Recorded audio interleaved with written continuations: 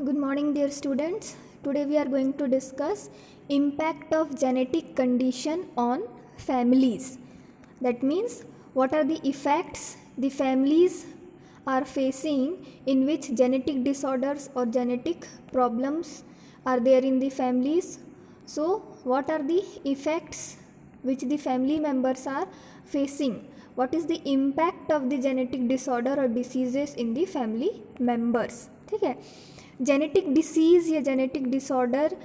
अगर किसी family member में है, ठीक है, या किसी फैमिली मेम्बर के ट्रेट में है जेनेटिक डिसऑर्डर और वो एक जनरेशन से दूसरे जनरेशन में पास होते ही जा रहा है, ठीक है, उसका कोई सॉल्यूशन नहीं निकल पा रहा है, ठीक, तो उससे क्या होता है, फैमिलीज़ में कुछ इम्पैक्ट पड़ता है, ठीक है, फैमिलीज़ अफेक्टेड होती हैं, ठीक है, तो फैमिलीज़ में किस तरह का अफेक्ट पड़ता है किसी जेनेटिक डिसऑर्डर या जेनेटिक कंडीशन के वजह से, ठीक, ये सारी चीज़ें हम इस टॉपिक में डील करेंगे. So start with the topic. First, it is divided into three categories. Okay, it is divided into three categories. First is psychological impact, social impact and financial impact. ठीक, तो जिस भी फैमिली मेम्बर्स में genetic disorder या genetic condition है, ठीक, उनको तीन तरह से अफेक्ट पड़ता है, ठीक, साइकोलॉजिकल इफ़ेक्ट होता है, ठीक है, साइकोलॉजिकल इफ़ेक्ट दैट मीन्स उनका जो साइकोलॉजिकल स्टेटस जो होगा, ठीक है, उनका जो माइंड जो होगा वो कैसा रहेगा, वो हमेशा टेंशन में रह सकते हैं, ठीक है, हमेशा एक फियर रहेगा उनको, ठीक है, और साइकोलॉजिकल इम्पैक्ट में वो इस वजह से क्या हो सकता है, उनको और भी बहुत सारे दूसरे साइकोलॉजिकल प्रॉब्लम्स या कंडीशंस डेवलप हो सकते हैं, ठीक है. नेक्स्ट, सोशल इम्पैक्ट में क्या होता है, सोसाइटी, ठीक है, अगर सोसाइटी में एक पर्सन रह रहे हैं, ठीक है, हम भी एक सोसाइटी में रहते हैं, ठीक है, तो अगर किसी पर्सन को जेनेटिक डिसऑर्डर हो जाता है या किसी फैमिली में डिटेक्ट होता है कि इनके में या इनके जीन में किसी तरह का जेनेटिक डिसऑर्डर है जो एक जनरेशन से दूसरे जनरेशन में ट्रांसमिट हो रहा है, ठीक, तो उस पर्सन का या उस फैमिली का सोसाइटी में किस तरह से इम्पैक्ट पड़ता है, ठीक, सोसाइटी जो है उनको किस नज़रिए से देखती है, सोसाइटी उनके साथ किस तरह से बिहेवियर करती है, ठीक, वो फैमिली मेम्बर्स को, उस पर्सन को किस तरह से क्या क्या चीज़ें फेस करना पड़ता है एक सोसाइटी में, ठीक. So that all we are going to discuss. Next is financial impact. ठीक, एक फैमिली मेम्बर में अगर किसी तरह का जेनेटिक डिसऑर्डर डिटेक्ट हुआ है, ठीक है, तो उनको किस तरह के फाइनेंशियल प्रॉब्लम से गुजरना पड़ता है, ठीक है, किस तरह का मनी प्रॉब्लम्स उनको होता है, ठीक. So all this things we are going to discuss. First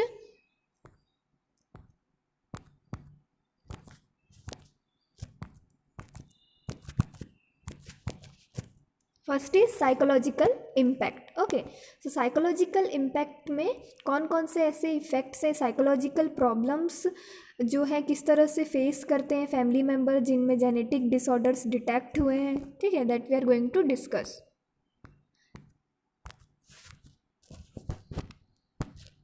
first is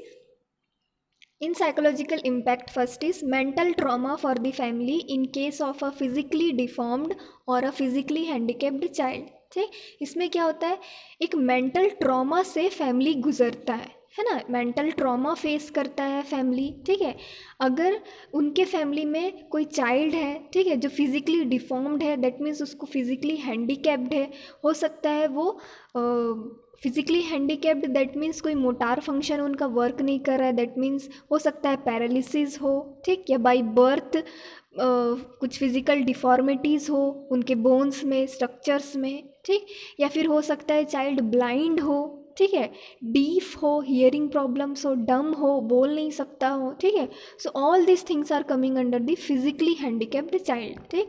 तो अगर किसी भी फैमिली मेम्बर में अगर कोई भी चाइल्ड फिज़िकली हैंडीकैप्ड होता है, ठीक, तो वो फैमिली मेम्बर्स जो है, वो पेरेंट्स जो है, बहुत ही ज़्यादा मेंटल ट्रॉमा से गुजरती है, ठीक है. Next, depression regarding the future of the child if the child is mentally retarded. ठीक, तो और क्या होता है, फैमिली मेम्बर्स बहुत ही ज़्यादा डिप्रेशन से गुजरती है, उनको टेंशन रहता है कि मेरे चाइल्ड का फ्यूचर क्या होगा, है ना. अगर चाइल्ड मेंटली रिटार्डेड है, मेंटली रिटार्डेड मतलब नॉर्मल चाइल्ड के कंपैरिजन में उस चाइल्ड का आईक्यू लेवल जो है या इंटेलिजेंसी लेवल जो है वो उतना नहीं है, ठीक है, वो छोटी छोटी चीज़ों को भी, नॉर्मल चीज़ों को भी वो उतना समझ नहीं पाता, ठीक है, तो वैसे चिल्ड्रंस को हम मेंटली रिटार्डेड बोलते हैं, ठीक। तो ये जो फिजिकली हैंडीकैपनेस है या मेंटली रिटार्डेशन है, ये कहीं ना कहीं इसमें भी जेनेटिक वेरिएशन या जेनेटिक कंपोनेंट भी रेस्पॉन्सिबल होते हैं, ठीक है। तो अगर किसी जेनेटिक प्रॉब्लम्स की वजह से अगर फैमिली में ये चीज़ें आई हैं, फिजिकली हैंडीकैप हुआ है चाइल्ड या मेंटली रिटार्डेड है, ठीक, हमने पढ़ा है कि कहीं ना कहीं हर डिसीजेस जो है वो जेनेटिक कंपोनेंट से रिलेटेड होता है, ठीक। तो इस वजह से क्या होता है, साइकोलॉजिकल इम्पैक्ट जो पड़ता है फैमिली मेम्बर्स में, ठीक, फैमिली मेम्बर्स का बहुत ही ज़्यादा मेंटल ट्रॉमा से गुजरते हैं, डिप्रेशन में रहते हैं, चाइल्ड का फ्यूचर कैसा होगा, ये सारी चीज़ों के बारे में सोच करके। Next, feeling of insecurity end of inferiority complex in the mind of the affected person, ठीक। और जिसको भी ये जेनेटिक डिसऑर्डर हुआ है या जेनेटिक डिसऑर्डर के वजह से फिजिकली हैंडीकैप, मेंटली हैंडीकैप्ड है चाइल्ड, ठीक, तो वो जो अफेक्टेड पर्सन है उसको फीलिंग्स डेवलप होते हैं इनसिक्योरिटी, ठीक है, feeling of insecurity and inferiority complex develop होते हैं। इनसिक्योरिटी और इन्फीरियोरिटी कॉम्प्लेक्स दैट मीन्स वो अपने आप को हमेशा कम समझते हैं, ठीक है, दूसरे जो नॉर्मल पर्सन से या नॉर्मल चाइल्ड है उनके कंपैरिजन में वो अपने आप को क्या समझते हैं, कम समझते हैं, ठीक है, हमेशा वो सहमे से रहते हैं, डरे हुए से रहते हैं, उनके अंदर वो कॉन्फिडेंस नहीं आ पाता है, ठीक है, कि ग्रुप्स में या सोसाइटी में जा कर के वो अपना बात रख सकें या मिंगल हो सकें, सोशलाइज हो सकें, ठीक। वो हमेशा सोचते हैं कि हम जो है वो नॉर्मल पर्सन से के कंपैरिजन में हम उनसे कम है, ठीक। तो एक इनसिक्योरिटी, एक इन्फीरियोरिटी कॉम्प्लेक्स डेवलप हो जाता है, ठीक, अगर कोई पर्सन जेनेटिक डिसऑर्डर्स की वजह से कुछ उसको फिजिकल प्रॉब्लम्स या मेंटल प्रॉब्लम्स डेवलप हो रहे हैं तो। Next, feeling of burden on the family and on the society, ठीक, और किस तरह का साइकोलॉजिकल इफेक्ट पड़ता है ऐसे पर्सन्स पे, उनको ये लगता है कि मैं एक बोझ बन चुका हूँ, ठीक है, बर्डन बन चुका हूँ फैमिली के ऊपर और इस सोसाइटी के ऊपर, ठीक है, उनके माइंड में ये सारी चीज़ें, ये सारी थिंकिंग डेवलप होना स्टार्ट हो जाता है कि मेरे जेनेटिक प्रॉब्लम्स के वजह से या जेनेटिक प्रॉब्लम के वजह से जो उनको फिजिकल प्रॉब्लम्स डेवलप हो रहे हैं उसके कारण मैं एक बोझ बन चुका है फैमिली के ऊपर और सोसाइटी के ऊपर। इस तरह का नेगेटिव थिंकिंग्स या नेगेटिव फीलिंग्स उस पर्सन में डेवलप होने लगते हैं, ठीक। Next is fear of leaking the truth that the disease is hereditary, ठीक, या फिर फैमिली मेम्बर्स में और उस पर्सन में एक डर रहता है, एक फियर रहता है कि अगर बाहर सोसाइटी में पता चल जाएगा कि इनके फैमिली में हेरिडिटी डिसऑर्डर है, ठीक है, हेरिडिटी डिसऑर्डर या किसी तरह का जेनेटिक डिसऑर्डर है, तो उससे क्या होगा, जो सोसाइटी है वो थोड़ा सा अच्छी तरह से ट्रीट नहीं करेगी इन फैमिली को, ठीक है, या फिर अगर चाइल्ड है तो उसके फ्यूचर में प्रॉब्लम आएगा, मैरिज प्रॉब्लम हो सकेगा, ठीक है, अगर पता चलेगा कि कुछ जेनेटिक डिसऑर्डर है, ठीक, तो मैरिज में प्रॉब्लम आ सकता है, ठीक। तो बहुत सारी ऐसी चीज़ें हैं जिनका फियर रहता है फैमिली मेम्बर्स को कि अगर बाहर ये बात लीक हो गई, ठीक, सोसाइटी में ये बात पता चल गया कि इस फैमिली में जेनेटिक डिसऑर्डर है, ठीक है, तो क्या होगा कि उनको अलग कर दिया जाएगा सोसाइटी से, ठीक है, उनको उतना ज़्यादा इम्पोर्टेंस नहीं दिया जाएगा, उनको इन्फीरियर फील कराया जाएगा, ठीक। तो ये सारी चीज़ों का फियर रहता है। Next, fear of inheritance of the trait to the progeny in case the person is married, ठीक, और ये भी फियर रहता है, एक साइकोलॉजिकल फियर डेवलप होगा कि अगर मैरिज हो जाता है, ठीक, तो ये जो जेनेटिक डिसऑर्डर है हमने पढ़ा है, ये तो एक जनरेशन से दूसरे नेक्स्ट जनरेशन में या ऑफस्प्रिंग में तो ट्रांसमिट होंगे ही, ठीक है। तो एक फियर रहता है, एक डर रहता है कि अगर पर्सन मैरिड है, ठीक है, अगर पर्सन का मैरिज हो चुका है, अगर पर्सन मैरिड है, ठीक, और अगर वो एक्सपेक्ट कर रहे हैं चिल्ड्रंस, ठीक है, अगर वो चाइल्ड एक्सपेक्ट कर रहे हैं तो उनको एक फियर रहता है कि जो भी जेनेटिक डिसऑर्डर है वो उनके बच्चे में या उनके नेक्स्ट जनरेशन, उनके ऑफस्प्रिंग में ये जो जेनेटिक डिसऑर्डर है वो ट्रांसमिट ना हो, ठीक है। तो इस तरह का फियर, इस तरह का साइकोलॉजिकल प्रॉब्लम्स जो है वो family members as well as वो पर्सन जो जेनेटिक डिसऑर्डर से अफेक्टेड है, ये सारी प्रॉब्लम्स वो फेस करते हैं, ठीक है। नेक्स्ट इज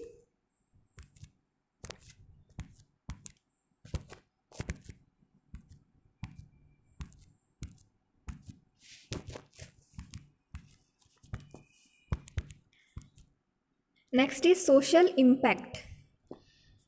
सो सोसाइटी में किस तरह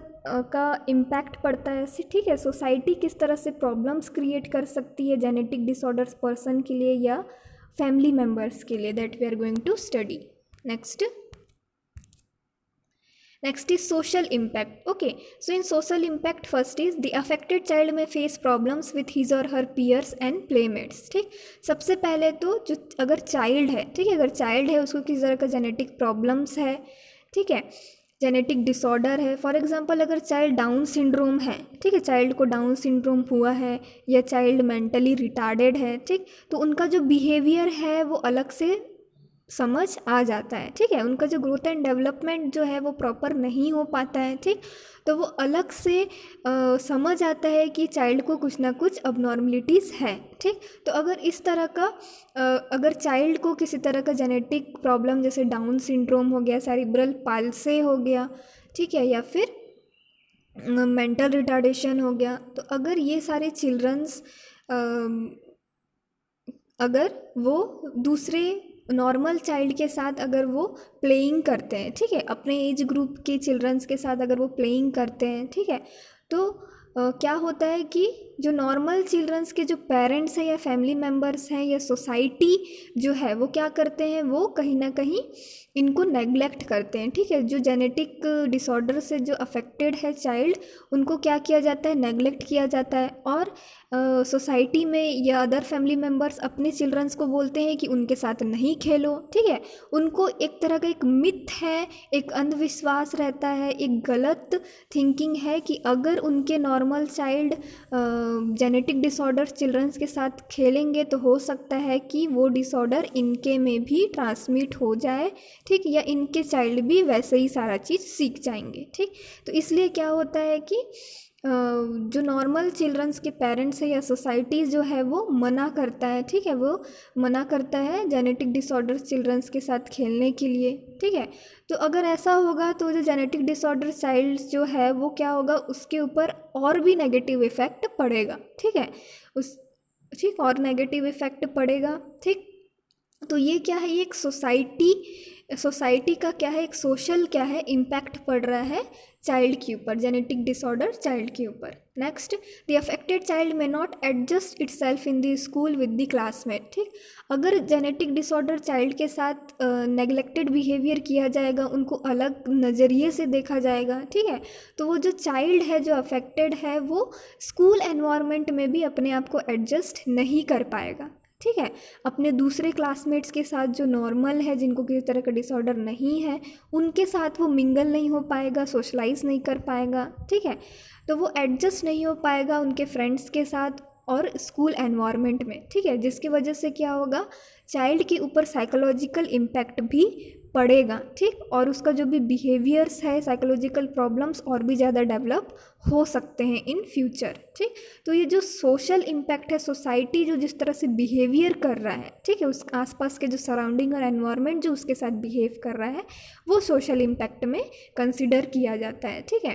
कि उस जेनेटिक डिसऑर्डर चाइल्ड के साथ किस तरह का बिहेवियर हो रहा है और उस बिहेवियर के कारण उस चाइल्ड के ऊपर क्या इफ़ेक्ट पड़ रहा है, ठीक। नेक्स्ट है, the person he not complete his education and get a suitable job, ठीक, तो अगर वो स्कूल एनवायरनमेंट में वो चाइल्ड प्रॉपरली एडजस्ट नहीं हो पाएगा, ठीक है, मिंगल नहीं हो पाएगा, तो वो प्रॉपरली स्टडी नहीं कर पाएगा, ठीक, तो स्टडी नहीं कर पाएगा तो कहीं ना कहीं इन्फीरियोरिटी के कारण वो जो है वो अपना एजुकेशन को कंप्लीट नहीं कर पाएगा, ठीक, अगर एजुकेशन कंप्लीट नहीं होगा तो इन फ्यूचर वो उसको सूटेबल जॉब नहीं मिल पाएगा, ठीक, दैट मीन्स इन शॉर्ट उसका जो फ्यूचर है वो कहीं ना कहीं रियून्ड हो जाएगा, ठीक है, उनका फ्यूचर जो है चाइल्ड का ख़राब हो सकता है, ठीक। नेक्स्ट है,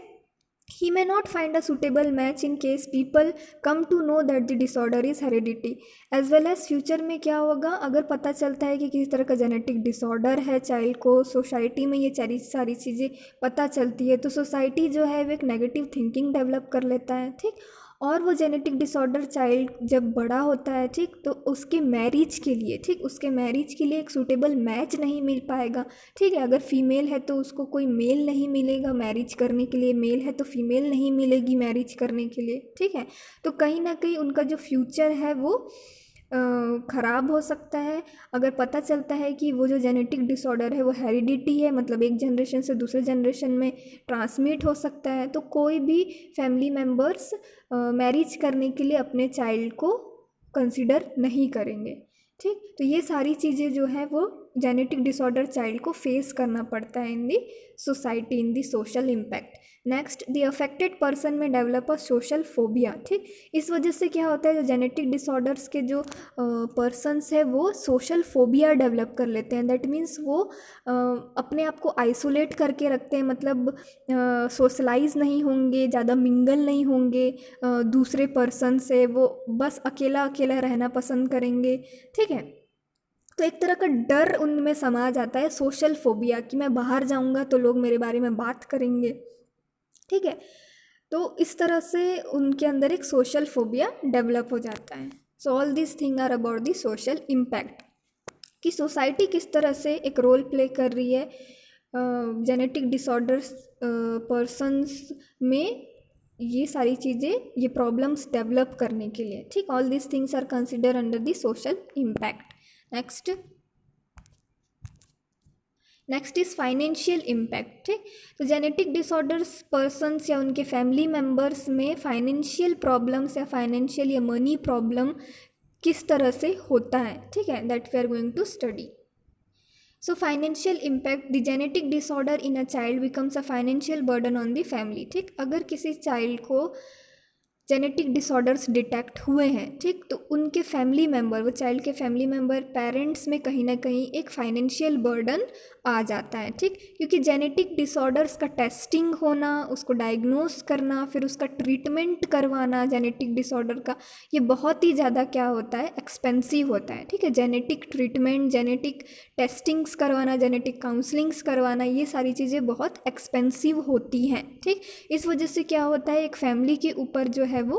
कहीं ना कहीं एक्स्ट्रा फाइनेंशियल बर्डन पड़ता है। नेक्स्ट, द जेनेटिक टेस्ट में भी वेरी कॉस्टली, क्योंकि जेनेटिक टेस्ट जो है वो बहुत ज़्यादा कॉस्टली होते हैं, एक्सपेंसिव होते हैं। जेनेटिक डिसऑर्डर्स में be a life long problem and the treatment में बी वेरी कॉस्टली। ठीक, जेनेटिक डिसऑर्डर्स जो होते हैं वो ज़िंदगी भर के लिए, ठीक है, लाइफ लॉन्ग प्रॉब्लम होता है। ठीक, और उसको नॉर्मल रखने के लिए, ठीक करने के लिए जो है उनको continuous through out the life उनको ट्रीटमेंट लेना ज़रूरी होता है। ठीक, तो थ्रू आउट दी लाइफ उनका ट्रीटमेंट अगर चलेगा तो ये बहुत ज़्यादा एक्सपेंसिव और कॉस्टली हो जाता है फैमिली मेम्बर्स के लिए भी। ठीक, नेक्स्ट है, the employers may expel the person from a job if they come to know about the genetic disorder. ठीक, और कभी कभी ऐसा होता है कि जहाँ पर वो पर्सन जॉब कर रहा है, ठीक, अगर वो पर्सन जॉब कर रहा है और उसको डिटेक्ट हुआ कि इसको किसी तरह का जेनेटिक डिसऑर्डर है, जेनेटिक प्रॉब्लम है, ठीक,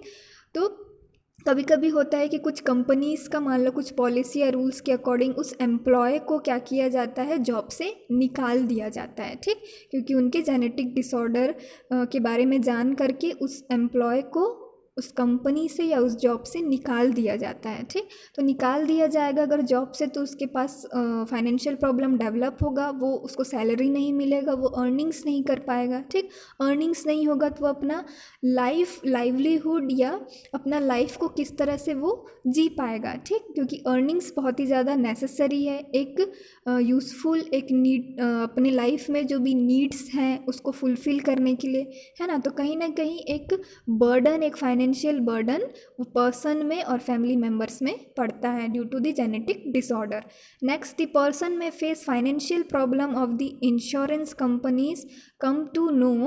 अबाउट द जेनेटिक डिसीज़। ठीक, और अगर पर्सन ने मेडिकल इंश्योरेंस करवाया है, ठीक है, किसी तरह का इंश्योरेंस करवाया है, ठीक, तो अगर इंश्योरेंस कंपनीज़ को पता चलता है उनके जेनेटिक डिसऑर्डर के बारे में, या फैमिलीज़ को या फैमिली में किसी तरह का जेनेटिक डिसऑर्डर के बारे में पता चलता है, तो इंश्योरेंस कंपनीज़ जो है वो प्रॉब्लम्स क्रिएट कर सकती हैं। क्यों? क्योंकि ये जो जेनेटिक डिसऑर्डर है ये लाइफ लॉन्ग होता है, एज वेल एज इसमें कुछ गारंटी नहीं होती है कि कभी भी कंडीशन क्या हो सकता है, ख़राब हो सकता है। ठीक है, तो इसमें क्या होगा, जो भी इंस्टॉलमेंट्स में जो इंश्योरेंस कंपनीज को पे करना रहता है, ठीक है। इंश्योरेंस जब हम लेते हैं तो कुछ इंस्टॉलमेंट्स में हम कंपनी को मनी पे करते हैं, ठीक है। उसके बाद जब वो इंश्योरेंस मैच्योर हो जाता है या जब हमको कुछ नीड होता है, मेडिकल इमरजेंसी होती है, तो हम वो मनी, हमारा मनी जो है वो ले सकते हैं। तो जब वो इंस्टॉलमेंट्स पे करना रहता है उसमें प्रॉब्लम क्रिएट हो सकता है, ठीक। वो कंपनीज जो है वो इंस्टॉलमेंट्स उनको प्रॉपरली नहीं मिल पाएगा, या फिर जो भी उसका परसेंटेज है या इंटरेस्ट है वो कंपनीज के अकॉर्डिंग हो सकता है फुलफिल ना हो पाए, ठीक है। तो जो भी उनका रूल्स रेगुलेशन है वो कंपनी के अकॉर्डिंग, तो वो इंश्योरेंस कंपनीज जो है वो प्रॉब्लम क्रिएट करती है अगर पता चलता है कि जेनेटिक डिसऑर्डर है पर्सन को, ठीक है। तो ये सारी चीज़ों की वजह से क्या होगा, जो उनका जो मनी है वो कहीं ना कहीं फंस सकता है, ठीक। या वो मनी, वो मेडिकल इंश्योरेंस का जो मनी है वो कंपनीज देने में प्रॉब्लम क्रिएट कर सकती है, ठीक है। So all these things are there which the genetic disorder person और the family members are facing, ठीक है। All these things are the financial impact, किस तरह से एक फाइनेंशियल प्रॉब्लम डेवलप होता है पर्सन में एंड फैमिली मेम्बर में। So thank you for your attention, student. I hope you have understood this topic. Thank you.